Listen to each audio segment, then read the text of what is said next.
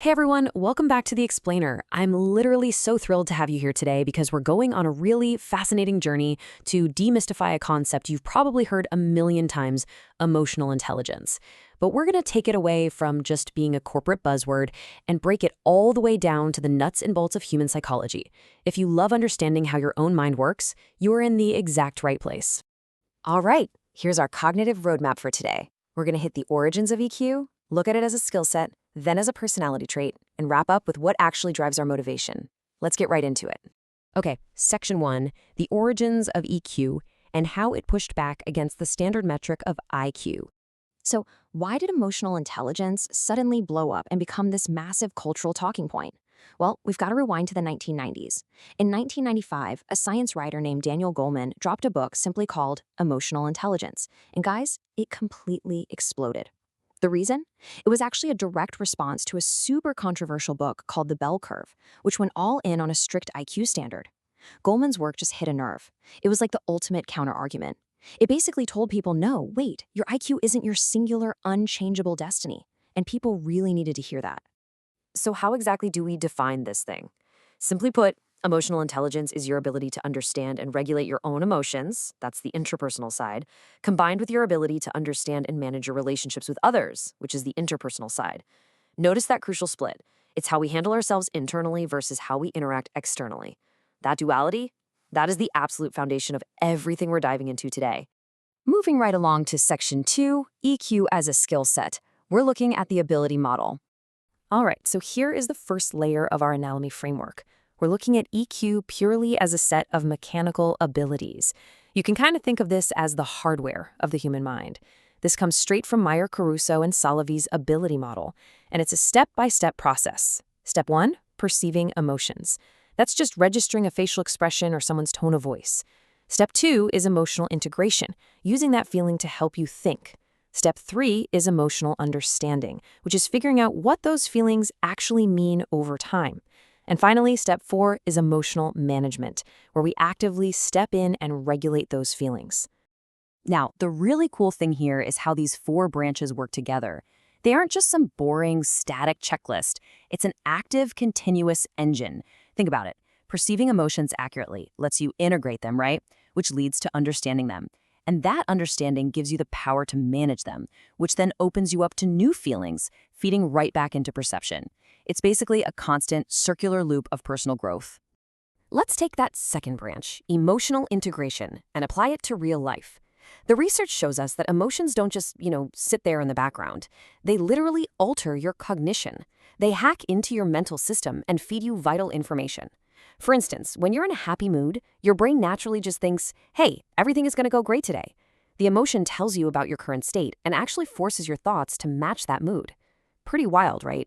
Now, here is a super counterintuitive finding from the research that I just love. People who are really skilled at emotional integration can actually view things from multiple different perspectives, shifting from optimistic all the way to pessimistic. Because of this, rapid mood swings can actually boost your creative problem solving. I know, it sounds crazy, but there's a major catch. This only works if the degree of those mood swings is under your voluntary control. You absolutely have to rely on your emotional management skills to pull that off. Which naturally begs the question, how do all these mechanical abilities actually show up in our day-to-day behavior? That brings us to Section 3, EQ as a personality, featuring the trait model. To really wrap our heads around this, let's set up a little face-off. On one side, you've got the ability model from Mayer and Salovey. That's what you can do. It's your functional hardware. On the other side, we have the personality trait model, which Reuven Bar-On introduced back in the year 2000.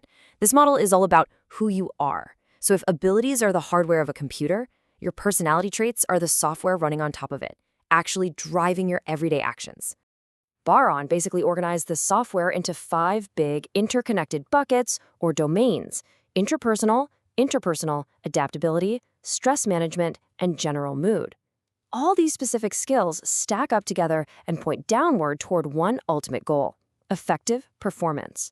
Let's unpack a few of these so we can see how they tick. First up, we have 2 massive domains. Intrapersonal is all about your internal world, your emotional self-awareness, your assertiveness, and your self-regard. It's essentially how well you know and accept yourself. Then, that internal health directly links up with the interpersonal domain, your empathy, your sense of social responsibility, and how well you build relationships.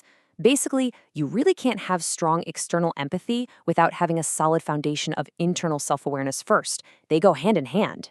Now, let's see how this builds into adaptability and stress management. These are super actionable traits. Adaptability involves reality testing, which is objectively checking your feelings against what's actually happening in the real world, plus your general flexibility. Meanwhile, stress management is all about your stress tolerance and impulse control. Think about it. Successfully stopping a sudden negative impulse isn't just being good. According to this model, it's literally a prime, everyday example of high emotional intelligence in action. All right, moving on to Section 4, the drivers of motivation and self-determination theory. Okay, so we've got the hardware and we've got the software, but what's the actual power source? Even if you have sky-high EQ, what physically drives you to connect with people or improve yourself in the first place? Enter self-determination theory, or SDT, developed by Edward Deci and Richard Ryan. This is a massive framework all about human motivation and optimal functioning. And the biggest takeaway here? SDT doesn't just care about how much motivation you have, it zeroes in on the different types of motivation, arguing that we are all driven by innate, universal psychological needs. So what are these universal needs? Well, there are three main pillars: competence, autonomy, and relatedness. These three concepts are the absolute foundational drivers of the human psyche. They are the premium fuel running the engine of your own life. Let's ground this in the real world.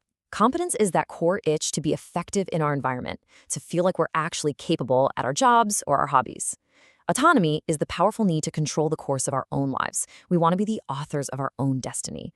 And relatedness? That's our deep-seated drive to have close, affectionate bonds with other people.